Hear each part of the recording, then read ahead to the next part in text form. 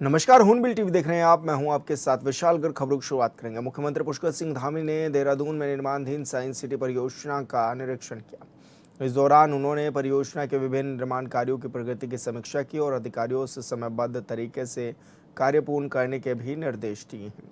निरीक्षण के दौरान मुख्यमंत्री ने अधिकारियों के साथ संवाद कार्यक्रम में भी हिस्सा लिया और परियोजना से जुड़े तमाम पहलुओं की जानकारी भी ली। उन्होंने निर्माण कार्यों में गुणवत्ता, पारदर्शिता और निर्धारित समय सीमा का विशेष ध्यान रखने पर भी जोर दिया है।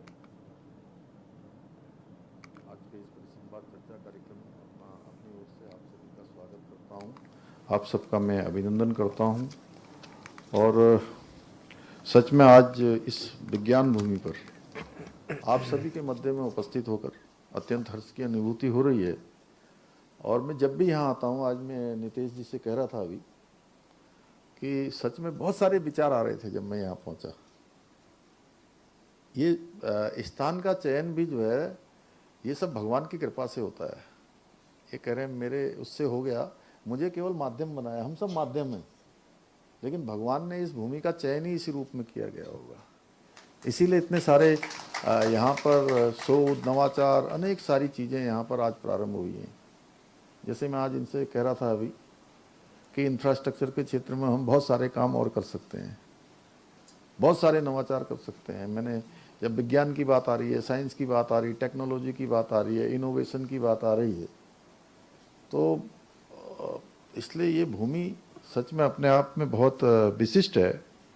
और मुझे यहाँ पर आने पर ऐसा अनुभव होता है कि मैं किसी परिसर में नहीं, बल्कि उत्तराखंड का जहाँ से स्वर्णिम अध्याय, जहाँ से स्वर्णिम भविष्य जहाँ से गढ़ा जाने वाला है, मैं उस कार्यशाला में खड़ा हूँ, उस स्थान पर खड़ा हूँ जहाँ से जड़ से जगत की शुरुआत होगी, या जड़ से जगत तक जो है हम लोग पहुँचेंगे, या ये मैं कहूँ कि धरती से आसमान तक पहुँचेंगे। साधारण से असाधारण की यात्रा हमारी यहाँ से प्रारंभ होगी। भाइयों बहनों, आज यहाँ इस कार्यक्रम में आने में थोड़ा विलम्ब भी हुआ। वैसे मुझे ही बताया गया था कि थोड़ा आराम से चलना है, तो मैं तो तैयार हो गया था जैसे टाइम से, पता नहीं वो फिर, लेकिन आपने बाहर ज़्यादा टाइम लगा दिया मुझे लगा उसमें। जैसे मैं इसमें देख रहा हूँ कि पर्चे में जो है और पहले का लिखा हुआ है। इतना ज़्यादा विलम्ब मेरे कार्यक्रमों में कभी होता नहीं है, और आप सबको विलम्ब करवाना तो देश का नुकसान करना है, देश की बहुत बड़ी क्षति है। क्योंकि इसमें से एक एक व्यक्ति इतना महत्वपूर्ण है कि वो स्वयं में संस्थान है, क्योंकि उस संस्थानों को चला रहे हैं, संस्थानों को हेड कर रहे हैं, लोगों को इतना बड़ा नेतृत्व देने का काम कर रहे हैं। तो मैंने आज यहाँ का बहुत बारीकी से निरीक्षण भी किया, जिसके बारे में प्रदीप बत्रा जी ने भी बहुत थोड़े में, हमारे मंत्री जी ने बताया कि भाई कैसे अर्थ के नीचे बनाया गया है। और मुझे आजकल ये पानी की जब बात होती है तो मैं बहुत उत्सुक हो जाता हूँ। मैं अभी पिछले दिनों नीति आयोग के मेंबर मिलने आए थे, श्रीनिवासन जी, वो हेल्थ के क्षेत्र में उनको विशेष रूप से काम दिया है पूरे देश का। तो ऐसे बात करते करते उसी दिन प्रातःकाल में आवास के परिसर के अंदर घूम रहा था सवेरे 6 बजे, और जैसे मैं घूमने लगा तो तेज़ बारिश होने लगी। मैं देख रहा हूँ जहाँ पर रोड नहीं है या सीमेंट का कोई वो नहीं है, तो वहाँ पानी बाहर नहीं आ रहा था तेज़ बारिश में भी, और बाकी तेज़ तेज़ पानी बह रहा है रोड में, मतलब मेरे पैरों के नीचे भी काफ़ी पानी बह रहा था। तो मुझे लगा कि कम से कम हमारे ऐसे वैज्ञानिकों को जो सबको गढ़ने वाले हैं, जड़ से जगत की यात्रा को चलाने वाले हैं, या उसका किसी न किसी रूप में मार्गदर्शन करने वाले हैं, तो इस विषय में भी हमको चिंतन करना चाहिए। मुझे लगा कि आज आपके बीच में मैं बात करते करते विषय जरूर डाल दूंगा। देहरादून में बीजेपी के प्रदेश प्रकोष्ठों की संगठनात्मक बैठकें जारी हैं। इसी क्रम में प्रदेश अध्यक्ष महेंद्र भट्ट ने बताया कि पार्टी के 22 प्रकोष्ठों की बैठकें चरणबद्ध तरीके से आयोजित की जा रही हैं। उन्होंने कहा कि रुद्रपुर और हल्द्वानी में 2 चरणों की बैठकें पहले से ही हो चुकी हैं, जबकि आज देहरादून में 6 प्रकोष्ठों की बैठक आयोजित की गई है। वहीं कल हरिद्वार में शेष प्रकोष्ठों की बैठक होगी। महेंद्र भट्ट ने कहा कि बीजेपी के प्रकोष्ठों संगठन की बेहद सक्रिय इकाइयाँ हैं, जो समाज के विभिन्न वर्गों को पार्टी से जोड़ने का काम करती हैं। आगामी चुनाव को देखते हुए इन प्रकोष्ठों को सक्रिय करने, कार्य योजना समझाने और संगठन की जिम्मेदारियों का मंत्र देने के उद्देश्य से ये बैठकें आयोजित की जा रही हैं।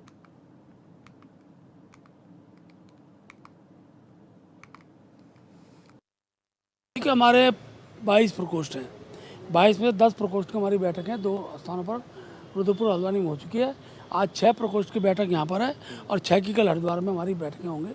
प्रकोष्ठ पार्टी की बहुत क्रियाशील इकाइयाँ होती हैं, विभिन्न आयाम के लोगों को जोड़ने का ही काम करते हैं। इसलिए प्रकोष्ठ को भी चुनाव तक गतिशील बने, हमारे सारे प्रकोष्ठ प्रभावी रूप से काम करें, उसके लिए बैठक। उत्तराखंड दौरे पर आए कांग्रेस के राष्ट्रीय महासचिव ने जहां एक और आगामी विधानसभा चुनाव को लेकर पार्टी नेताओं के साथ मंथन किया, वहीं इन अहम बैठकों से कांग्रेस के वरिष्ठ नेता और पूर्व मुख्यमंत्री हरीश रावत की गैर मौजूदगी ने सियासी बाजार में नई चर्चा छेड़ दी है, जिसको लेकर बीजेपी ने कांग्रेस पर निशाना साधा। बीजेपी प्रदेश प्रवक्ता ने कहा कि हरीश रावत को कांग्रेस ने दरकिनार कर दिया है। कांग्रेस में अंदरूनी कलह हमेशा से रही है।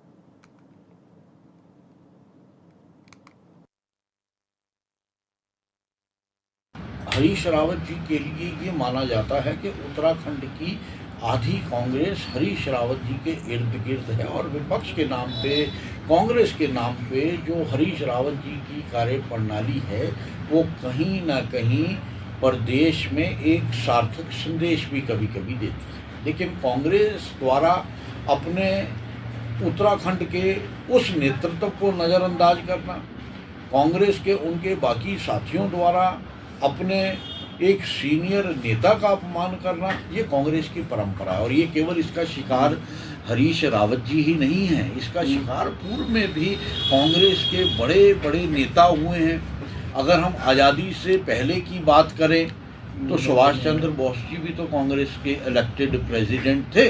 उन्हें किस तरह से अपमानित किया गया, उन्हें किस तरह से देश निकाला दिया गया। तो ये एओ ह्यूम की कांग्रेस है, ये देश को नुकसान पहुंचाने वाले और अलगाववादियों का साथ देने वाली भ्रष्टाचार की जननी विचारधारा वाली कांग्रेस है। राहुल गांधी का उत्तराखंड दौरा आगामी विधानसभा चुनाव 2027 की तैयारियों के लिहाज से बेहद अहम माना जा रहा है। कांग्रेस संगठन के अनुसार उनका कार्यक्रम युवाओं, कार्यकर्ताओं और जनसभाओं पर केंद्रित रहेगा। देहरादून में युवाओं और छात्रों के साथ संवाद में बेरोजगारी पर पहलीक और रोजगार जैसे मुद्दे प्रमुख भी रहेंगे। कांग्रेस प्रदेश अध्यक्ष गणेश गोदियाल जी हमारे साथ मौजूद है। सर, राहुल गांधी जी आ रहे हैं, क्या कुछ तैयारियां हैं? और क्योंकि छात्रों के साथ विशेष संवाद है उनका। हाँ, 17 तारीख को शाम 5 बजे परेड ग्राउंड में राहुल जी छात्रों के साथ संवाद करेंगे। छात्रों की गूंज कार्यक्रम पूरे भारतवर्ष में चलायमान है, पूरे भारतवर्ष में चल रहा है। छात्रों के अंदर ये जो एक डिमांड राहुल जी की बनी है कि भाई राहुल जी ही उनके इन आसन्न संकटों से निजात दिला सकते हैं, तो राहुल जी भी खुलकर सामने आए, उनकी बात, छात्रों की बात खुलकर कर रहे हैं। उनके हित में जो कुछ हो सकता है, केंद्र सरकार की इस कुत्सित भावना पर जो उन्होंने किया है, केंद्र सरकार ने इस पर कड़ा प्रहार कर रहे हैं और मुझे लगता है कि छात्रों को ये सब बहुत पसंद आ रहा है। मैं आह्वान करता हूं कि अधिक से अधिक संख्या में छात्र आकर इस कार्यक्रम में प्रतिभाग करें। बीकेटीसी को लेकर के क्या कुछ कहना है? मैंने अभी यहाँ पर कह दिया है। तो गणेश गोदियाल जी हमारे साथ मौजूद है, जो कि तमाम विषयों पर हमारे साथ बातचीत कर रहे थे। ऑनबिल टीवी के लिए देहरादून से विशाल कर। बद्रीनाथ धाम में श्रद्धालुओं के चढ़ावे से जुड़ी कथित वित्तीय अनियमितताओं के मामले में पुलिस आरोपी तक पहुंच गई है। लंबे समय से फरार चल रहे आरोपी कर्मचारी प्रमोद नौटियाल को देहरादून से गिरफ्तार कर लिया गया है। फिलहाल आरोपी से पूछताछ कर मामले की जांच को आगे बढ़ाया जा रहा है। इस मामले को लेकर बीजेपी प्रदेश अध्यक्ष महेंद्र भट्ट का कहना है कि आरोपी को कड़ी से कड़ी सजा मिलनी चाहिए। वहीं कांग्रेस प्रदेश अध्यक्ष गणेश गोदियाल ने कहा कि बीजेपी के नेता सब मिलकर आरोपी को बचाने का काम करेंगे। क्या क्या है?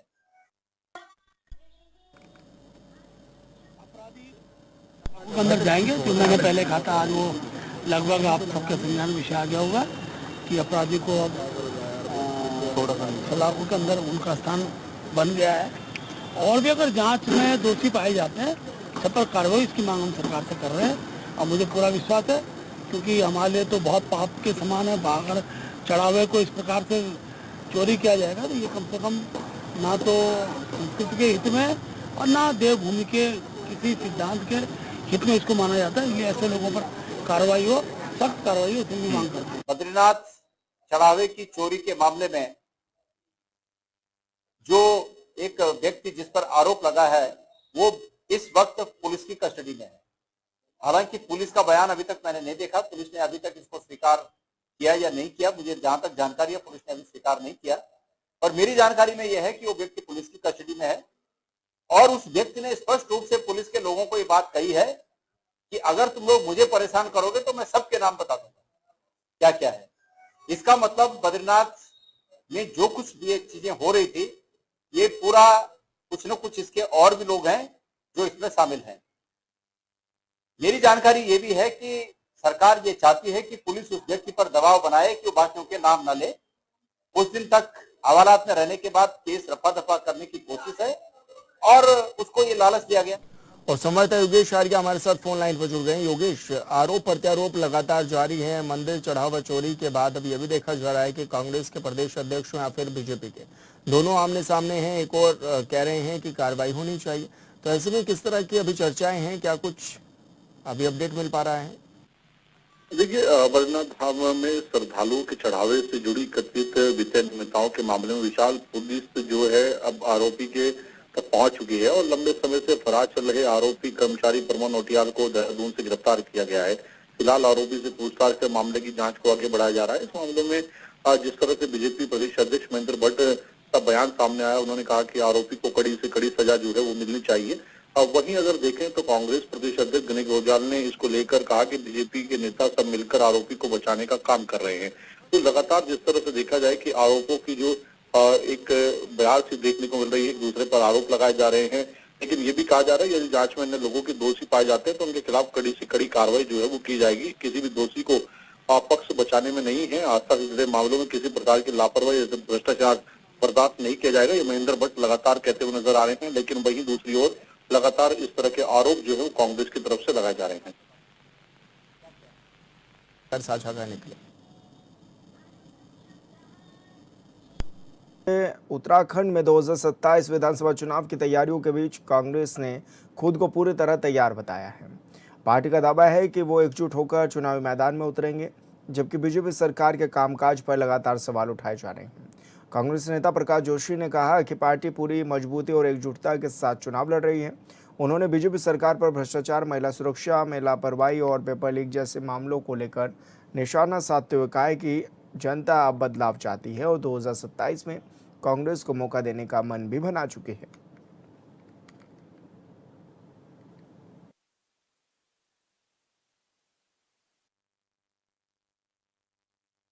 देखिए, उत्तराखंड में इस समय दो बातों से, तो पहली बात, कांग्रेस पार्टी पूरी मजबूती के साथ एकजुट होकर चुनाव लड़ रही है, जो कि हमारी जीत की ओर में आगे बढ़ा रहा है। दूसरी बात, ये जो सरकार चल रही है, लगभग लगातार 10 साल से भारतीय जनता पार्टी की सरकार है और 3 मुख्यमंत्रियों का हमने काम देखा।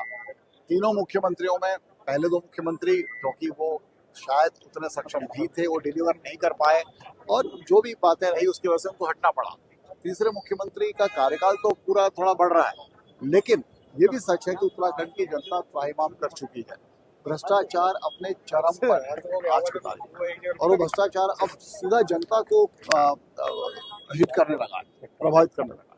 दूसरी बात, यहाँ आप महिला सुरक्षा की बात करें तो आपके सामने आप देख रहे हैं कितने मामले, और उन मामलों में कई मामलों में तो भारतीय जनता पार्टी से जुड़े लोग ही उसमें शामिल पाए जाते हैं। तीसरी बात, युवाओं के हम रोजगार की बात करें, पेपर लीक आज पूरा राष्ट्रीय मुद्दा तो बन चुका है, पर उत्तराखंड में भी तो यही स्थिति बनी और भारतीय जनता पार्टी से जुड़े लोग ही पेपर लीक में शामिल पाए गए हमेशा।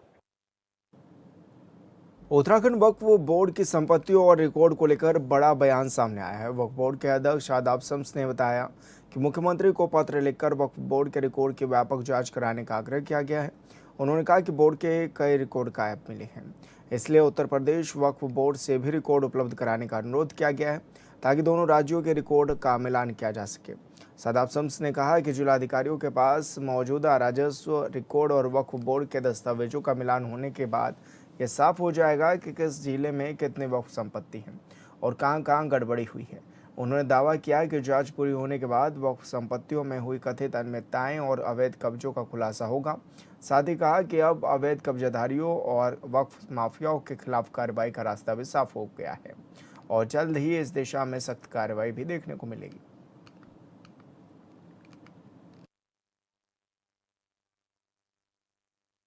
मुख्यमंत्री जी को हमारी तरफ से पत्र लिखा गया था, जिसमें हमने कहा था कि एक तो वक्फ बोर्ड के रिकॉर्ड गायब हैं, और हमने जो उत्तर प्रदेश के वक्फ बोर्ड के चेयरमैन हैं उनसे भी आग्रह किया कि हमें वो जो रिकॉर्ड्स हैं वो उपलब्ध करा दें, जिससे रिकॉर्ड का मिलान किया जा सके। क्योंकि जितना संज्ञान में हमारे आया, बहुत सारी गड़बड़ झाले वक्फ बोर्ड में हुए हैं, तो वो अब उन कैसे पता चले कि रिकॉर्ड नहीं है तो खुद ब खुद नहीं है, या आए नहीं है, या आए हैं तो कहीं गायब तो नहीं किए गए। तो इस सब का मिलान कराने के लिए माननीय मुख्यमंत्री से आग्रह किया गया था कि इसकी जांच कराई जाए, और तमाम जिलाधिकारियों के माननीय मुख्यमंत्री से ये भी आग्रह किया गया था कि तमाम जिला अधिकारियों के माध्यम से, क्योंकि रेवेन्यू रिकॉर्ड्स उनके पास रहते हैं, तो सारे रिकॉर्ड्स अवेलेबल कराए जाएं कि वक्फ संपत्ति कहाँ कहाँ है, किस किस जिले में कितनी है। तो उससे क्या होगा, वक्फ बोर्ड की जो रिकॉर्ड्स हैं और जो जिले के रिकॉर्ड्स हैं, दोनों का मिलान कराया जाएगा। तो जितने गड़बड़ झाले अभी तक हुए हैं, संपत्तियों में जितनी लूट हुई है, वो निकल के सामने आ जाएगी। उत्तराखंड में 2027 विधानसभा चुनाव को लेकर राजनीतिक गतिविधियां तेज होने लगी हैं। चंपावत जिले की लोहाघाट विधानसभा में कांग्रेस विधायक खुशहाल सिंह अधिकारी ने मिशन 2027 के तहत जनसंपर्क अभियान शुरू कर दिया है। वो अपनी टीम के साथ गांव-गांव जाकर लोगों से संपर्क कर रहे हैं, विकास कार्यों की जानकारी साझा कर रहे हैं और एक बार फिर समर्थन की अपील भी कर रहे हैं। कांग्रेस प्रदेश अध्यक्ष गणेश गोदियाल की ओर से खुशहाल सिंह अधिकारी की दावेदारी को लगभग हरी झंडी मिलने के बाद उनकी चुनावी तैयारियां और तेज हो गई हैं। वहीं बीजेपी में टिकट को लेकर कई दावेदार सामने आए हैं, लेकिन उम्मीदवार तय न होने के कारण पार्टी की चुनावी रणनीति अभी स्पष्ट नहीं है। कांग्रेस प्रवक्ता शैलेंद्र राय ने 2027 में पार्टी की जीत का दावा करते हुए कहा कि प्रदेश में बदलाव की लहर है। 2027 में पूर्ण रूप से कांग्रेस की सरकार को आना है कि भारतीय जनता पार्टी का जो शासनकाल आदमियों ने देख लिया है, केवल धार्मिक भावनाओं को फैलाकर नहीं होता। आदमी को रोजगार की है, महंगाई की मार है, तमाम चीज़ों से आज जनता इनसे परेशान है। और माननीय विधायक खुशहाल सिंह अधिकारी का अपना 5 साल का कार्यकाल बहुत अच्छा कार्यकाल रहा है। एक विपक्ष में रहने के बावजूद भी उनके द्वारा लोहाघाट की जो मुख्य समस्या थी, सरयू लिफ्टिंग पेयजल योजना को अपने व्यक्तिगत प्रयासों से जनताओं की भावनाओं को साथ लेकर मुख्यमंत्री से इस चीज़ की उन्होंने स्वीकृति कराई। उसके साथ साथ ही बाराकोट में टैक्सी का स्टैंड है, पुल्ला गुंदेश की तहसील है, बाराकोट की तहसील है, पूर्ण रूप से विधायक जी ने इसको बनवाया है। और लगातार जनता के बीच में जिस तरह से कांग्रेस के लोग आज जा रहे हैं, एक अपने आप को बड़ा प्रोत्साहित महसूस कर रहे हैं, क्योंकि भारतीय जनता पार्टी ने जो भी विकास कार्यों की बातें करती हैं, भारतीय जनता पार्टी से लोग बहुत खिन्न और परेशान हैं। नैनीताल जिले के हल्द्वानी रोडवेज बस स्टेशन से सोमवार को मुख्यमंत्री तीर्थ दर्शन योजना के तहत सोमनाथ धाम के लिए 37 श्रद्धालुओं का दल रवाना हुआ। नैनीताल धमसिंह नगर सांसद अजय भट्ट ने बस को हरी झंडी दिखाकर रवाना किया और यात्रियों को शुभकामनाएं भी इस दौरान दी। सांसद भट्ट ने कहा है कि सरकार की ये योजना उन लोगों के लिए लाभदायक है जो आर्थिक या अन्य कारणों से तीर्थ यात्रा नहीं कर पाते हैं। उन्होंने बताया कि यात्रा के दौरान रेल यात्रा, आवास, भोजन, चिकित्सा और स्थानीय परिवहन सहित सभी व्यवस्थाएं निःशुल्क उपलब्ध भी कराई जा रही हैं। हमारे यहाँ से बस पूरा है, वहाँ से ये बहुत ही पवित्र अवसर है और हमारी सरकार की बहुत अच्छी पहल है। हमारे वो लोग जो तीर्थ करना चाहते हैं, किसी कारणवश रुक जाते हैं, नहीं जा पाते हैं, उनके लिए बहुत अच्छी स्कीम योजना जो ये चलाई है। इसमें फ्री में आना, फ्री में जाना, फ्री में रहना, फ्री में भोजन, फ्री में मेडिसिन, हर प्रकार की व्यवस्था की है। और ईश्वर के प्रति लगन, सबके लिए मनोकामना, और जो जा भी रहे हैं उन सब ने कहा है कि हम अपने प्रदेश और देश के लिए उन्नति की कामना करते हैं और देश इसी तरह से आगे बढ़े, प्रदेश आगे बढ़े, इसकी कामना करते हैं। आज बड़े सौभाग्य की बात है, हमारे भारत सरकार, संस्कृति मंत्रालय और हमारे उत्तराखंड के पर्यटन विभाग द्वारा ये सोमनाथ यात्रा के लिए शुभ अवसर प्रदान किया है। सर्वप्रथम मैं सरकार को बधाई देना चाहता हूं कि इतने सुंदर कार्यक्रम वो आयोजित कर रहे हैं और जो लोग कभी जा नहीं सकते हैं, जो सोच नहीं सकते हैं, उनके लिए यात्रा की गई है। इसका अपने आप में एक बहुत बड़ा महत्व है। और जितने भी कर्मचारी बंधु और हमारे जो भी प्रतिनिधिगण हैं सभी का हार्दिक अभिनंदन करते हैं, धन्यवाद अदा करते हैं कि ये यात्रा उन्होंने शुरू की है। बहुत अच्छी व्यवस्थाएं हैं। आज हमें अपने उत्तराखंड की ओर से सौभाग्य प्राप्त हुआ है कि हम सोमनाथ तीर्थ यात्रा पर जा रहे हैं, जिसके लिए हम अपने उत्तराखंड सरकार को धन्यवाद देते हैं और हमें बहुत खुशी हो रही है। सबके साथ हमको सोमनाथ की यात्रा जाने का सौभाग्य प्राप्त हुआ है। धन्यवाद। सभी को हम लोग आज सोमनाथ यात्रा जाने के लिए निकले हैं घर से और सभी लोग हम लोग जाने वाले हैं और एक विशेष ट्रेन जो शुरू होने जा रही है हम उसी में यात्रा करने वाले हैं। तो बहुत बहुत धन्यवाद सरकार का कि जो हमें ये मौका दिया। हरगोविंद बिष्ट हल्द्वानी से सोमनाथ की यात्रा पर जा रहे हैं। विभाग ने बहुत अच्छी तैयारी करी है, बहुत अच्छा इंतजाम भी किया है। और फिलहाल इस बुलेटिन में मेरे साथ इतना ही। आप देखते रहिए हॉर्नबिल टीवी। नमस्कार।